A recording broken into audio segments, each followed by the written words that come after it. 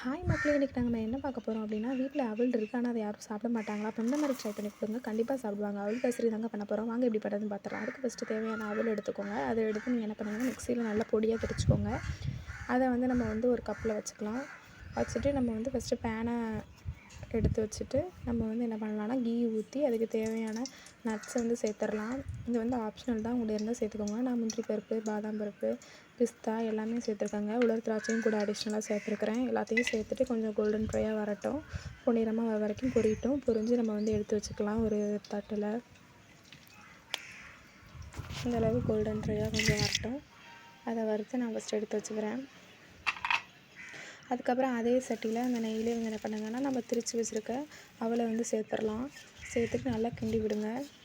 அந்த நெய்யிலே கிண்டும்போது பச்சை வாசனை போகிற வரைக்கும் நல்லா அந்த ஸ்மெல்லே தெரியாதுங்க. ரவா கேசரி மாதிரி இருக்கும்.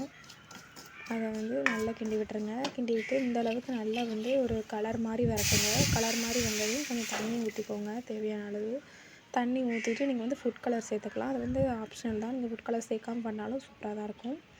நான் ஃபுட் கலர் சேர்த்துருக்கேன். நீங்கள் எந்த கலர்னாலும் சேர்த்துக்கலாம். உங்களுக்கு கலர் எந்த கலர் பிடிக்குமோ அந்த கலர் சேர்த்துட்டு அது நல்லா கொதி வரட்டுங்க. கொதி வரைக்கும் வெயிட் பண்ணுங்கள்.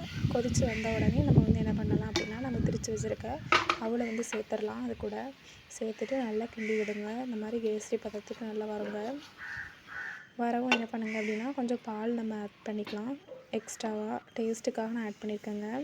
அதுக்கப்புறம் நம்ம எடுத்து வச்சுருக்கிற பவுலில் சீனியை ஆட் பண்ணிவிட்டு நல்லா கிண்டி விடுங்க.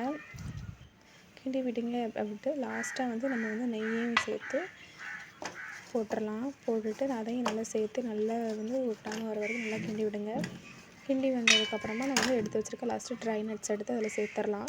சேர்த்துட்டு நம்ம இறக்கணும் அப்படின்னா சூப்பரான டேஸ்ட்டான அவல் கேசரி ரெடி ஆயிருங்க. எல்லோரும் ட்ரை பண்ணி பார்த்துட்டு எப்படி இருக்குன்னு சொல்லி கமெண்ட் செக்ஷனில் கமெண்ட் பண்ணுங்கள்.